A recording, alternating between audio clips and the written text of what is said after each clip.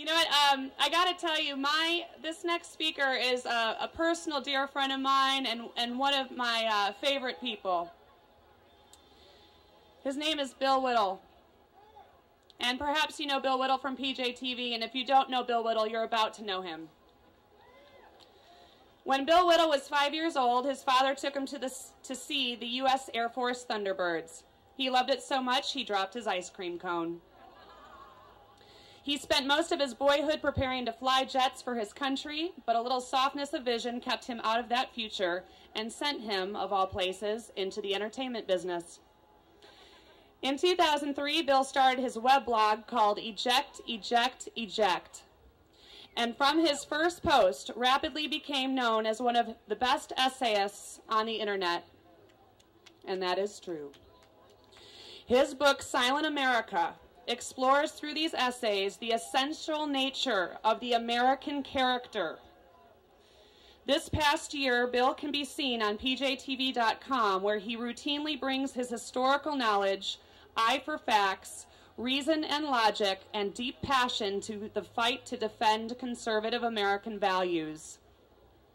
He's been a security guard, limo driver, planetarium lecturer, lab technician, laser artist, television editor, film director, amateur historian, and writer. But the title he is most proud of is the one he shares with all of you, Citizen of the United States of America. Welcome, Bill Whittle.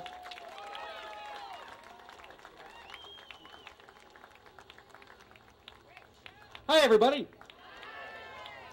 I prepared a few short remarks for the day. Don't worry, that's just a prop. I'm going to get to that in just a second.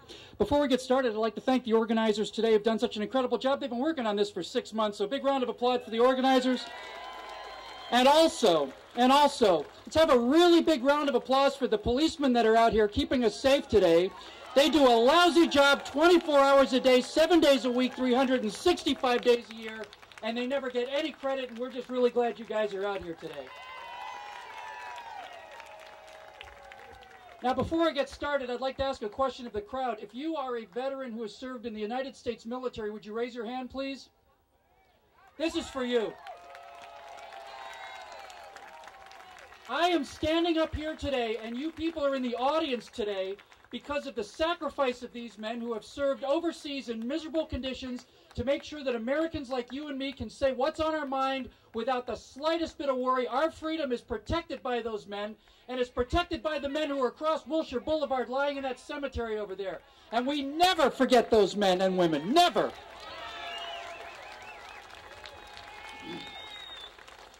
Thank you for your service. We are deeply grateful. Now, I said I bring out a prop. This is about 600 pages of the health care bill. The actual health care bill is about 1,000 pages, but I couldn't bring all of it because I couldn't get anybody to help me carry it out of my car. I'd like to read to you a little paragraph from the health care bill that's up for consideration. And you might want to get out the hankies, Patriots, because this is extremely moving stuff. Ready?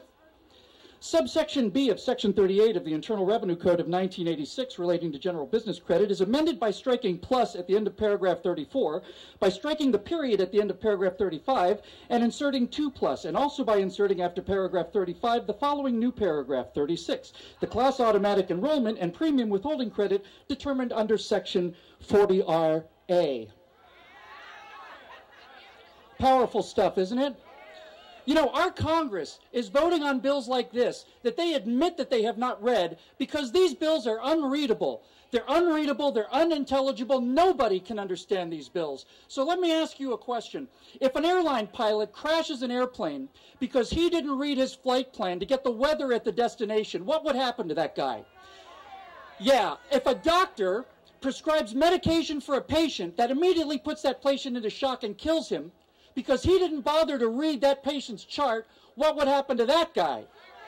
That's right. And if an attorney let a client of his go to the electric chair because he didn't bother to read the evidence that was ready for him in defense, what do you think would happen to that attorney?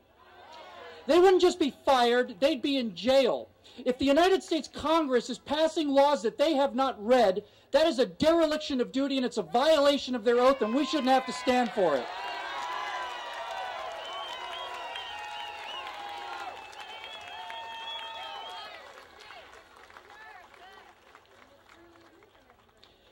There's something really interesting today. I talked to you about this gigantic thing. Stand back, ladies and gentlemen. You feel that? The seismometers in Pasadena are going to record that one. That's the health care bill. It's about 1,000 pages. Anybody know what this is? It's not just the Constitution. This is the Constitution of the United States and the Declaration of Independence. Look at the size of this thing. Look at this. See that? That's it. That's all. That's all there is. This is simple. Complex is easy. Simple is hard. And I want to tell you a story that many of you probably don't know about. And I want to tell you about a man named Grover Morris. I bet you most of you don't know that name, but you should know that name. He's a very important American. Grover Morris served on the Constitutional Convention back in 1787, and Grover Morris was on the Committee for Style. Grover Morris and the Committee for Style in the Constitutional Convention had one job only. Their job was to take complex legal instructions and reduce it to something simple that everybody could understand, because the founders knew that the Constitution of the United States was not for lawyers and politicians. It was for the people of the United States, and if the people couldn't understand it, then it was worthless.